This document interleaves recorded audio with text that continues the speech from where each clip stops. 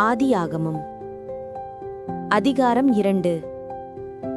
இவ்விதமாக வானமும் பூமியும் அவைகளின் சர்வசேனையும் உண்டாக்கப்பட்டு தீர்ந்தன. தேவன் தாம் செய்த தம்முடைய கிரியையை 7ஆம் நாளிலே நிறைவேற்றினார். தாம் உண்டாக்கின தம்முடைய கிரியைகளையெல்லாம் முடித்த பின்பு 7ஆம் நாளிலே ஓய்ந்திருந்தார். தேவன் தாம் சிருஷ்டித்து உண்டு பண்ணின தம்முடைய கிரியைகளையெல்லாம் முடித்த பின்பு அதிலே ஓய்ந்திருந்தபடியால் தேவன் 7ஆம் நாளை ஆசீர்வதித்து அதை பரிசுத்தமாக்கினார்.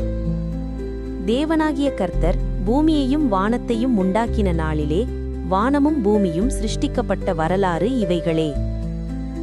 நிலத்தினுடைய சகலவிதச் செடிகளும் பூமியின் மேல் இன்னும் உண்டாகவில்லை.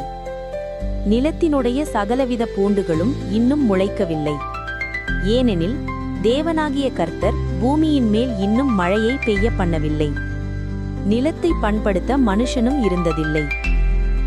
அப்பொழுது மூடுபனி பூமியிலிருந்து எழும்பி பூமியையெல்லாம் நனைத்தது. தேவனாகிய கர்த்தர் மனுஷனை பூமியின் மண்ணினாலே உருவாக்கி ஜீவசுவாசத்தை அவன் நாசியிலே ஊதினார்.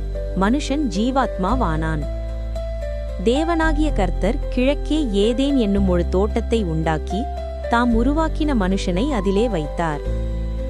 தேவனாகிய கர்த்தர் பார்வைக்கு அழகும் புசிப்புக்கு நலமுமான சகலவித விருட்சங்களையும் தோட்டத்தின் நடுவிலே ஜீவ விருட்சத்தையும் நன்மை தீமை அறியத்தக்க விருட்சத்தையும் பூமியிலிருந்து முளைக்க பண்ணினார். தோட்டத்துக்கு தண்ணீர் பாயும்படி ஏதேனிலிருந்து ஒரு நதி ஓடி அங்கேயிருந்து பிரிந்து 4 பெரிய ஆறுகளாயிற்று. முதலாம் ஆற்றுக்கு பைசோன் என்று பேர். அது ஆவிலா தேசம் முழுவதையும் சுற்றி ஓடும். அவ்விடத்திலே பொன் விளையும். அந்த தேசத்தின் பொன் நல்லது. அவ்விடத்திலே பிதோலாகும் கோமேதகக் கல்லும் உண்டு. 2ஆம் ஆற்றுக்கு கீகோன் என்று பேர். அது எத்தியோப்பியா தேசம் முழுவதையும் சுற்றி ஓடும். 3ஆம் ஆற்றுக்கு இதெக்கேல் என்ற பெயர். அது அசீரியாவுக்கு கிழக்கே ஓடும். 4ஆம் ஆற்றுக்கு ஐப்ராத் என்ற பெயர். தேவனாகிய கர்த்தர் மனுஷனை ஏதேன் தோட்டத்தில் அழைத்து கொண்டு வந்து அதை பண்படுத்தவும் காக்கவும் வைத்தார். தேவனாகிய கர்த்தர் மனுஷனை நோக்கி, நீ தோட்டத்திலுள்ள சகல விருட்சத்தின் கனியையும் புசிக்கவே புசிக்கலாம். ஆனாலும் நன்மை தீமை அறியத்தக்க விருட்சத்தின் கனியை புசிக்க வேண்டாம். அதை நீ புசிக்கும் நாளில் சாகவே சாவாய் என்று கட்டளையிட்டார்.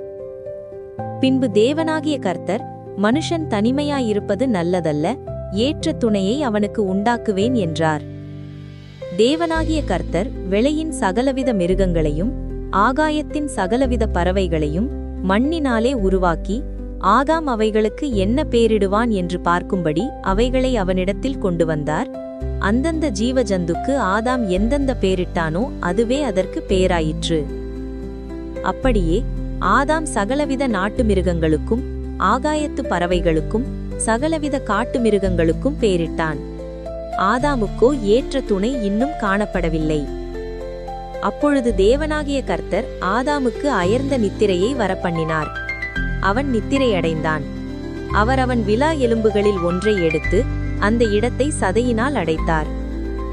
தேவனாகிய கர்த்தர் தாம் மனுஷனில் எடுத்த விலா எலும்பை மனுஷியாக உருவாக்கி அவளை மனுஷனிடத்தில் கொண்டு வந்தார்.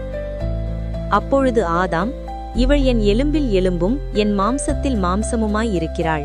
இவள் மனுஷனில் எடுக்கப்பட்டபடியினால் மனுஷி எண்ணப்படுவாள் என்றான். இதனிமித்தம் புருஷன் தன் தகப்பனையும் தன் தாயையும் விட்டு தன் மனைவியோடே இசைந்திருப்பான். அவர்கள் ஒரே மாம்சமாய் இருப்பார்கள். ஆதாமும் அவன் மனைவியுமாகிய இருவரும் நிர்வாணிகளாயிருந்தும் வெட்கப்படாதிருந்தார்கள்.